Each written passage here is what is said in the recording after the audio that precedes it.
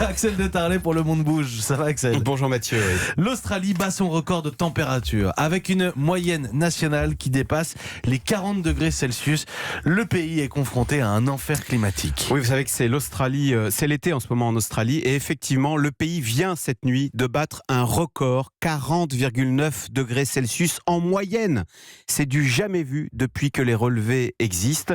Dans certains endroits, on approche les 50 degrés. Je vous ai apporté la météo en Australie là sur mon téléphone portable. Vous voyez 46 en ce moment, par exemple à Port Augusta. Demain 48. Demain 48. Incroyable. Voilà. On approche les 50. Le commentaire quand même aussi de l'application météo.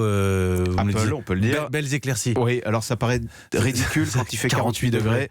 La chaleur en plus est renforcée par des feux gigantesques, des centaines de feux qui sont dus à la sécheresse. Vous savez que la ville de Sydney, on parle de 5 millions d'habitants, est baignée depuis plusieurs jours dans un épais nuage de fumée toxique due à ces fumées. On parle de particules fines ultra dangereuses. La ville est en urgence sanitaire et c'est tout l'écosystème du vivant qui s'effondre. Les animaux meurent. Par certains endroits, 90% des oiseaux ont disparu. Les agriculteurs abandonnent leurs fermes. En 10 ans, la récolte agricole en Australie a chuté de 27%.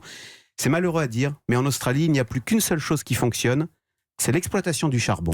Du charbon? Parce que malgré cet enfer climatique que vous nous décrivez, le pays continue d'exploiter du charbon. Eh bien, c'est ça qui est incroyable. Vous voyez, souvent on dit que les victimes climatiques du dérèglement sont des pays innocents. Là, franchement, le pays ne peut s'en prendre qu'à lui-même. L'Australie, et tenez-vous bien, le premier exportateur mondial de charbon. Son Premier ministre, Scott Morrison, est ouvertement pro-charbon. Il vient d'autoriser l'ouverture de la plus grande mine de charbon du pays. Tout ce charbon est expédié en Chine en ce moment. La Chine, qui on ne le dit pas assez, est en train de créer pour 150 gigawatts de centrales à charbon. C'est autant que toutes les centrales qui existent en Europe.